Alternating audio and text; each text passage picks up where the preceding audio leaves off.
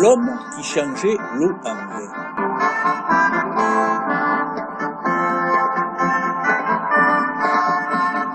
Jésus de Nazareth et sa mère voyageaient à pied, accompagnés de leur âne Fridolin. Ils marchaient surtout la nuit, car au Moyen-Orient, en journée, il fait une chaleur accablante. Pire que du côté d'Aix en Provence au mois d'août. Ils arrivèrent au soleil de 10 heures dans un village appelé Cana. Oh, à ne pas confondre avec Saint-Cana, hein. Toutes les portes et les volets étaient clos. Les rues désertes et même les boutiques étaient fermées. Ils aperçurent un homme qui chargeait 2 gros sacs sur une mule. « Dites-moi, mon brave, ce village serait-il atteint d'une épidémie ou la rumeur d'une razzia aurait-elle fait fuir ses habitants ?» « Que nenni, étranger, c'est le seigneur Abdullah qui marie sa fille unique. Tous les artisans de bouche sont à travailler à la noce, et quelques rares habitants qui n'ont pas été invités y font le service. Moi-même, étranger, je cours au moulin, car on risque de manquer de farine pour les galettes. » « C'est que nous comptions, ma mère et moi, prendre quelques repos et nous substanter. »« Aucun souci. Prends cette rue et poursuis vers l'est. À la sortie du village, tu arriveras dans une combe verdoyante et tu y trouveras un village de tentes. Demande au premier venu de te conduire auprès du seigneur Abdullah. C'est un homme bon et généreux.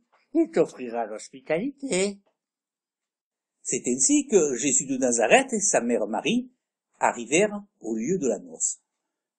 Prévenu, le seigneur Abdullah vint les accueillir, et une fois les présentations faites, il s'adressa ainsi à Jésus. « Tes sages paroles et tes exploits sont parvenus jusqu'à nous, Seigneur Jésus de Nazareth. C'est un honneur pour moi de vous offrir l'hospitalité, si vous voulez bien me suivre jusqu'à ma tente. » Marie fut placée à la droite d'Abdullah, et Jésus choisit une place à côté d'une nièce du seigneur du lieu, qui ne manquait pas de beauté. Au bout d'un certain temps, un serviteur s'approcha d'Abdullah et lui dit quelque chose à l'oreille. Il devint sombre, se prit la tête entre les mains et se mit à sangloter. Marie l'interpella alors. « Vous venez d'apprendre une mauvaise nouvelle, seigneur Abdullah ? » « Une catastrophe, un déshonneur. Il y a plus de vin. Les 40 amphores que j'avais mises de côté à la cave ont tourné vinaigre. La noce est terminée. C'est un mauvais présage pour le bonheur de ma fille. »« N'ayez crainte, seigneur Abdullah. Je vais faire part à mon fils de la situation, et je suis sûr qu'il va trouver une solution. » Marie s'en fut expliquer les choses à son fils. Celui-ci se leva et s'en vint trouver le seigneur Abdullah. « Seigneur, je pense être en mesure de réparer cette situation. Je connais quelques formules alchimiques qui permettront de régénérer le vin. Fais-moi conduire à tes caves. » Arrivé à la cave, Jésus aperçut un jeune serviteur qui mouillait les amphores de terre cuite avec de l'eau pour que l'évaporation les maintienne au frais. « Bonjour, serviteur, je suis Jésus de Nazareth, et je viens voir ce qu'il se passe avec les vins. »« C'est une catastrophe! Déjà que ce marchand grec lui a refilé la piquette, voilà qu'en plus elle a tourné, et que c'est encore moi que l'intendant il va faire fouetter en me rendant responsable de la chose. Ah, si un pauvre Christ, tout. » « Alors, si tu veux bien m'aider, nous allons réparer cela, et le seigneur Abdullah sauvera sa noce. Ainsi, tu ne seras pas fouetté. »« Je suis prêt à faire tout ce que vous me demandez, ô noble seigneur. »« Tu peux m'appeler Christ, petit. Et toi, comment t'appelles-tu ? » ?»« Je suis le fils de Seigneur, le vigneron, mon seigneur Christ, et je m'appelle Émile. »« Eh bien, au travail, Émile. Tu vas prendre cet amphore, tu en videras la moitié, et tu remplaceras le vin versé par de l'eau pure et fraîche. »« C'est comme si c'était fait, Christ. » Dès que ce fut fait, Jésus dit à son aide. « Je vais t'expliquer. Je connais des formules magiques pour régénérer les vins. Simplement, comme je ne bois que de l'eau, je suis incapable de dire s'il est bon ou pas. Toi, par contre, tu sembles connaître le vin. Alors, nous allons faire des essais et tu me guideras. Jésus prit alors 3 graines de sable et les fit tomber dans l'amphore, puis il s'agenouilla, joignit ses mains et pria. Au bout de quelques instants, il dit à Émile, « C'est beau, tu peux goûter maintenant. » Émile prit une timbale d'étain et versa un peu de breuvage. Oh, il a de la robe, un parfum fruité, il attaque bien la langue, il flatte le palais, mais il est vraiment encore vert. Il irrite la gorge. Bien, je vois, dit Jésus. Il rajouta 2 graines de sable, posa ses mains sur l'amphore, puis s'agenouilla, pencha sa noble tête et pria à nouveau. Au bout d'un moment, il se releva et dit à Émile. Et maintenant? Émile emplit à nouveau sa timbale et goûta. Il a mûri, il flatte la langue et tient au palais, sa robe a foncé, il prend de l'estomac en douceur. Mais dommage, il a perdu son arrière-goût de fruits rouges un peu fumés, qui lui allait si bien. Qu'à cela ne tienne, dit Jésus, on va améliorer la chose. Jésus prit encore une graine de sable qu'il mit dans l'amphore. Il mit ses mains sur l'embouchure, puis s'agenouilla et pria, extrêmement concentré. Au bout de quelques instants, alors, Émile, comment est-il maintenant? Il est parfait, Christ, gouléant, fruité, de bon degré d'alcool, et juste le retour du fruité qui s'attarde dans le gosier. J'en ai jamais goûté d'aussi bon.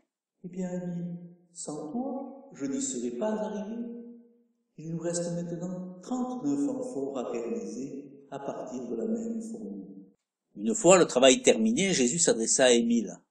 Tu m'as vraiment bien aidé, petit. Que pourrais-je faire pour toi? Tu sais, Christ, je ne suis qu'un esclave. Je viens d'un pays appelé Gaule, que j'ai quitté il y a longtemps. J'aimerais tellement retourner là où j'ai vu le jour. Je vais demander ta grâce au Seigneur Abdullah. Après ce que nous avons fait pour lui, il ne saurait nous la refuser. Que Dieu t'entende, Christ. Oh, en principe, il m'entend. Le seigneur Abdullah fut soulagé et émerveillé. Jamais lui-même et ses convives n'avaient dégusté un si précieux nectar.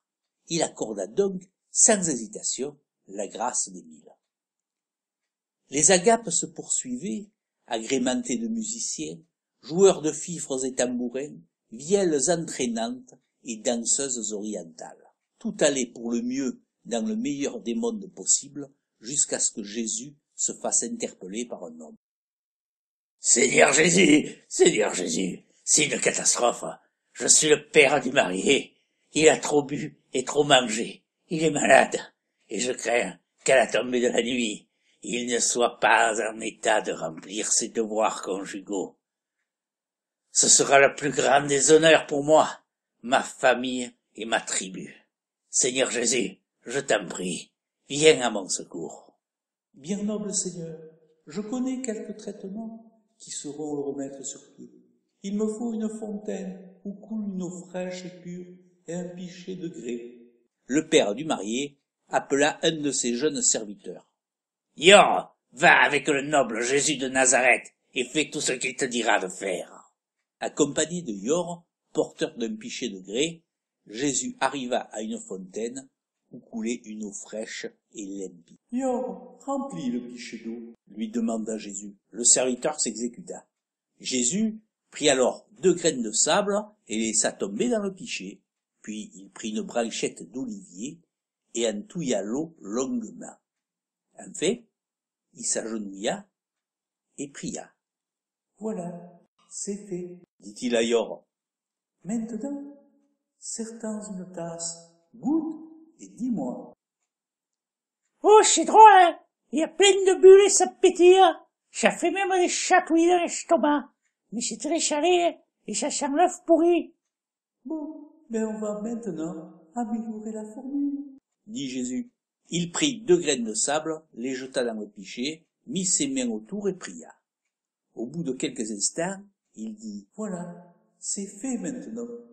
Serre-moi une timbale, moi aussi je me sens un peu lourd. » Yor servit Jésus, qui vida d'entrer la timbale, rôta et dit « Ah, là ça va mieux. Porte ce breuvage au fils de ton maître, le marié, qu'il reste à la diète et qu'il ne boive que de cette eau d'ici la tombée de la nuit, et il ira mieux. » Puis, profitant de la fraîcheur de la fontaine, Jésus s'allongea sur la mousse, histoire de faire un petit pennec. Mais il fut bientôt réveillé par les cris de Yor. « Seigneur Jésus, mon maître vous cherche partout, son fils il est guéri, et il ne sait comment vous remercier. » « Mais c'est toi qui as tout fait, Yor. Qu'est-ce qui te ferait donc plaisir? »« À moi, Seigneur, je n'ose espérer, je ne suis qu'un esclave, venu d'un pays de vertes forêts, où pèsent des troupeaux, sur de vieux volcans éteints. J'aimerais tant retourner à mon pays. » « Eh bien, Yor, il en sera fait selon tes souhaits. » Effectivement, Jésus demanda la grâce de Yor et l'obtint. Ainsi, grâce au miracle de Cana, Émile et Yor purent retrouver leur liberté et retourner dans leur pays. Ils racontèrent souvent leur histoire, en rapportant fidèlement les paroles du Christ. Ils vécurent pieux, car ils étaient reconnaissants, et on loua leur vertu. Après leur mort, on perpétua leur histoire, mais avec le temps, quelques détails s'usèrent, comme les cailloux dans une rivière. Et puis, quelques siècles plus tard, on les canonisa. Ils sont aujourd'hui connus sous les noms de Saint-Émilion et Saint-Yor, et ils continuent toujours de faire des miracles.